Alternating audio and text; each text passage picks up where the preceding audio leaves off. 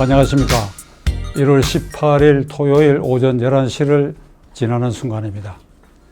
제가 강북에 살고 있는데 택시를 타고 이 스튜디오에 방금 도착했습니다.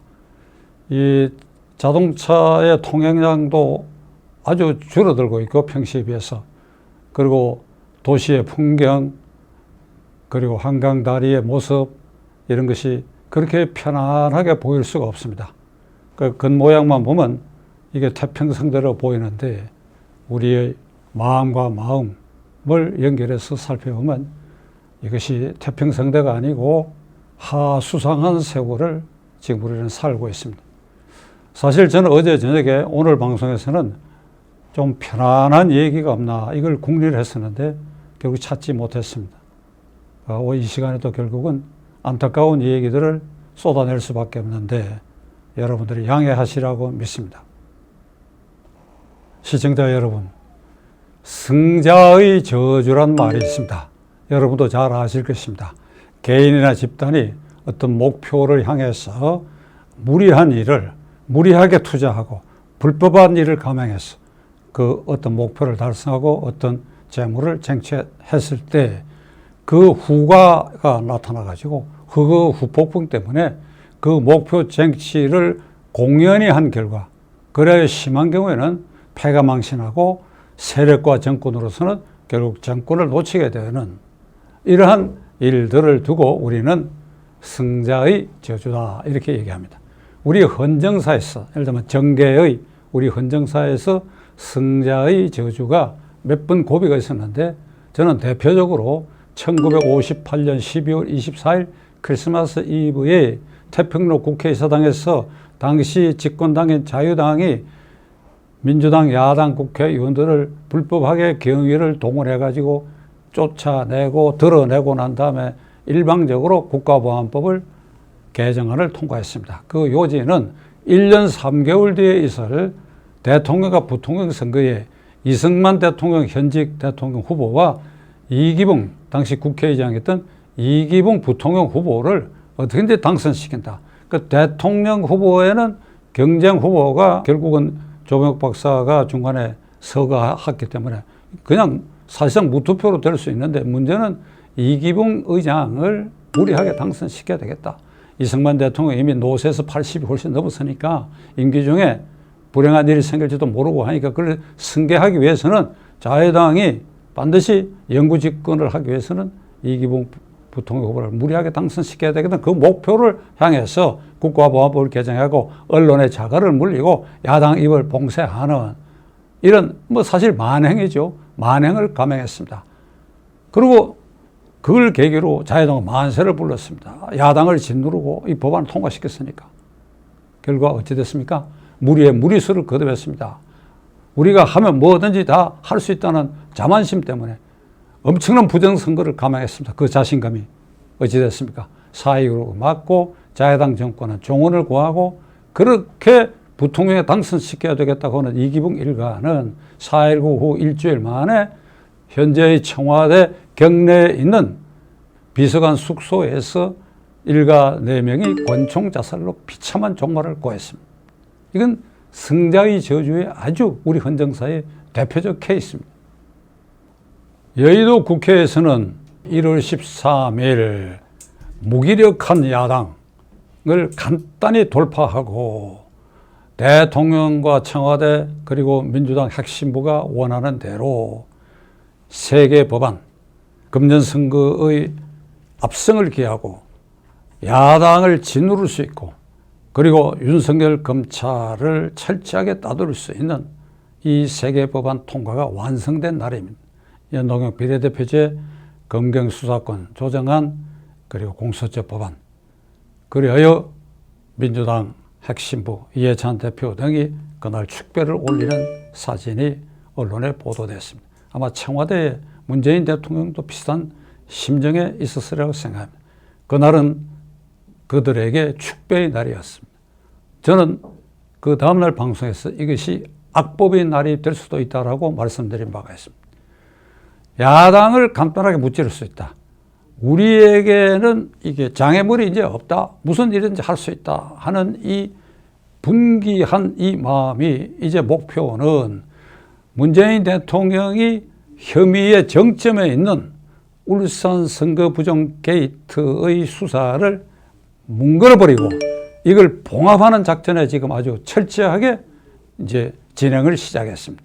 그 1단계로 윤석열 총장의 지휘부의 주요 책임자 검사장급 세 사람, 결국은 팔과 다리를 날리고 난 다음에 지금 다음 단계로 무엇을 하려고 하느냐, 손발을 자르는 것입니다.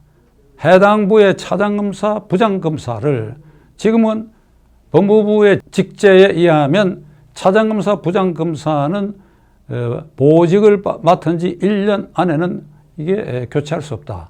그러니까 울산 선거 부정 게이트 수사를 담당하고 있는 서울중앙지검의 차장검사, 부장검사 등은 이 인사를 당분간 할 수 없는데 불구하고 이 사람들을 흩기 위해서 법무부가 교묘하게 그 해당 기구의 직제를 축소하거나 없애는 방법을 통해서, 그 직제가 축소되고 없어졌으니까 인사이동을 할 수 있다라고 하는 명분을 만들어 가지고 이 안을 대검찰청을 통해서 이견을 제시하라고 했기 때문에 대검찰청은 서울지검에다가 이 법무부 안에 대해서 이견을 올리라고 했습니다.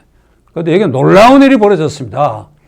이성현 중앙지검장이 차장검사 셋과 부장검사들을 모아가지고 간부회의를 하면서 법무부 안을 설명하고 어떻게 생각하냐 했더니 만장일치로 이건 우리가 절대로 받아줄 수 없다 라고 한 걸음 더 나아가 그 참석자들이 거의 전원이 일치된 의견으로 검사장님, 검찰의 독립성을 지켜주세요. 검사장님이 앞장서서 지켜주세요. 이렇게 호소하듯이 그러한 의견을 표출했습니다. 이성윤 중앙지검장은 지난주일에 중앙지검장 자리에 검찰국장에서 옮겼는데 그가 검찰국장으로 있으면서 이런 안을 낸 일이 있습니다. 여러분 기억하시죠? 이 울산 선거부정 게이트와 유재수 무마 게이트 일련의 수사 지휘 라인의 총책임자가 검찰총장인데 검찰총장이 지휘권 행사를 하지 않고 배제하면 어떠냐 하는 안을 공공연하게 낸 일이 있습니다. 이건 저도 법조 60년을 경험한 사로서는 이게 참 황당무계한 일인데 이걸 그냥 공개적으로 제안했던 그거는 목표를 달성 못했지요. 바로 그 사람이 중앙지검장으로 앉았기 때문에 그는 청와대와 추미애 장관으로부터 어떤 특명을 받았죠. 직제 개편을 통해서 울산 선거 부정 게이트 사건의 더 수사 확대를 막고 봉합하라는 임무를 띠고 왔는데 어랍쇼 이게 어찌된 일인지 부장검사들과 차장검사들 일제히 검사장님 우리의 수사권 독립성을 지켜주십시오. 이 수사는 계속해야 됩니다. 이 소리 듣고 아마도 혼비백산했을 것입니다. 여러분 이게 승자의 저주라고 하는 한 형태로 지금 나타나고 있는 지금 이 판에 울산 선거 부정 게이트에서 무리하고 하명 수사를 담당했던 당시의 울산 경찰청장 황운하라는 사람이 지금 자리를 보직을 바꿔가 있는데 아주 주요한 혐의자 중에 한 사람이니까 검찰이 소환을 했어요. 그 기간을 언제 소환하면 좋겠냐, 빨리 검찰에 출두하라, 이러한 통보를 받았는데도 그는 공개적으로 나는 서울 지나고 2월달 가서 내가 알아서 봐서 출두하겠다 이렇게 공개적으로 얘기를 하면서 어떤 말을 덧붙이느냐, 검찰개혁의 핵심은 인사고 인사는 전보에서 이루어지는 것이다. 아주 태연하게. 그러니까 나를 혐의자로 인정해가지고 조사하고 있는 울산 선거 부정 게이트의 그 팀을 해체하고 난 다음에 내가 나가겠다. 이 뉴스를 주목해서 본 사람들이 꽤 있으라고 생각합니다. 이거는 문재인 대통령의 핵심부와 민주당 핵심부가 승자가 되는 순간에 그래야 그 저주의 일환으로 황운하라는 사람이 검찰에 대해 칼질을 하고 민심에 대해서 칼질하는 일로 나타난 것입니다. 이럴 수 있습니까? 이럴 수 있습니까? 황운하라는 사람이 그렇게 어떻게 오만하게 수사팀이 해체되고 난 다음에 그때 해체되고 나면 내가 출두할 일도 없을 거 아니냐? 그러니까 만일 출두할 일이 있어도 해체되고 사람이 바뀌고 난 다음에 이 수사의 본질이 완전히 흐트러지고 그때 내가 안심할 상황이 됐을 때 나가겠다. 이거 아닙니까? 더욱 놀라운 사실이 벌어진 것은 이른바 진보 판사의 게시판이라고 하는 법관 전용 게시판에 청와대가 울산 선거 부정 게이트와 관계해서 압수수색 영장을 발부한 데 대해서 이 압수수색 영장을 거부한 사태에 대해서 많은 법관들이, 많은 젊은 판사들이 어떤 글을 거기에 올렸느냐. 구속영장이 발부돼도 그대들은 집행을 거부할 것인가? 압수수색 영장, 법관이 발부한 압수수색 영장을 거부하는 것은 위헌이고 불법이다. 이렇게 강력히 항의하는 글들이 쏟아져 올라오고 있습니다. 그러니까 문재인 대통령 입장에서는 김명수 대법원장이 장악하고 있다고 하는 이 법관 사회마저도 이제 말하자면 등을 돌린 셈이죠. 이런 청와대가 한심하다. 이걸 어떻게 우리가 믿을 수 있느냐. 이런 글까지 쏟아져 올라오고 있습니다. 대통령과 핵심들은 이 글을 읽어보았습니까? 참여연대라는 조직은 여러분이 잘 아시는 것처럼 이른바 진보단체로 분류돼가고 이 정권 탄생에 핵심적으로 관여했고 문재인 정권과는 동업자 관계라는 말까지 있지 않습니까? 그러니까 조국도 거기 출신이고 지금 정책실장도 거기 출신이고 그 출신들이 청와대를 사실상 이렇게 좌지우지하고 있다는 그 참여연대에서 두 사람의 핵심적인 간부가 반기를 들었습니다. 한 사람은 법제실장인데 그 이름은 제가 지금 깜빡했습니다만은 최근에 이 검경수사권 조정과 공수처법이 통과된 것에 지음해가지고 이런 성명을 발표하고 참여연대를 이탈했습니다. 어떻게 발표했느냐. 공수처법은 비현실적 공포물이다. 공포물, 공포 대상이 되는 그러한 기구다. 그렇게 일가를 했고 그 다음에 검경수사권 조정안에 대해서는 폐병 환자인데 폐병 환자는 폐병으로 다스려야 되는데 폐병 환자를 수술대에 올려놓고 팔다리를 잘라서 이제 이건 수술이 완료되고 나아졌다 그래가지고 휠체어 안전 꼴이다. 검경수사권 조정은 이와 같이 미친 짓이다 라고 일가를 하고 참여연대를 이탈했습니다.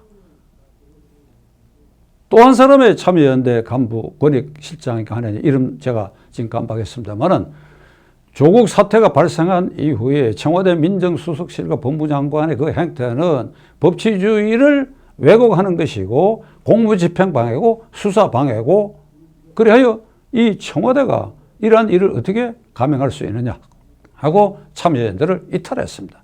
이것도 성자의 저주로 나타나고 있는 현상의 하나입니다. 김부겸 의원은 개인적으로 저하고 사실 가까운데 이 말을 하기가 좀 민망하지만 그가 한 말이니까 그는 대구 수성구 출신이죠. 그 민주당 소속 의원으로 대구에서 아주 어렵사리 당선됐는데 문재인 정권 전반기 2년 동안 행정안전부 장관을 했습니다. 그리고 지금 이제 선거가 막바지에 다가온 이 시점에 추미애 장관의 윤석열 총장 지휘부를 인사로 흩어버리는 것은 칼로 검찰의 허리를 자르는 꼴이다라고 하는 민심이 있다. 이런 말을 했습니다.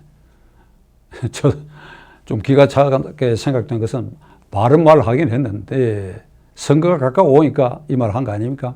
그는 2년 동안 행정안전부 장관을 하면서 단 한 번도 민노총이 폭력적 행동을 한 데 대해서 한마디도 한 일이 없습니다. 저는 여러 차례 공개적으로 얘기했습니다. 행정안전부 장관은 경찰을 지휘하는데 경찰로 하여금 엄격하게 법을 적용해라. 천안에는 유성기업에서 그 이사를 노조원들, 민노총 노조원들이 둘러싸고 거의 죽도록 두들겨 팼는데도 경찰이 울타리를 싸고 그걸 지켜보고 있었다. 이 공권력 이래서 되겠냐? 곳곳에서 이런 일이 벌어졌는데 그래 그때는 입을 다물고 있다가 이제 장관 자리 물러서고 선거 90일 앞에 있으니까 천하의 김부겸이가 이제 입을 때 이것도 승자의 저주로 그는 이 저주에 합류하고 있는 것입니다. 진중권 교수는 우리가 잘 알다시피 문재인 정권을 탄생시킨 그런 그 주류 세력과 늘 말과 행동 같이 해온 분입니다. 그러나 최근에 그는 비판하기 시작했습니다. 아주 맹렬하게 비판하기 시작했습니다. 지난주일 문재인 대통령 기자회견이 있고 난 다음에 그는 이런 소감을 밝혔습니다.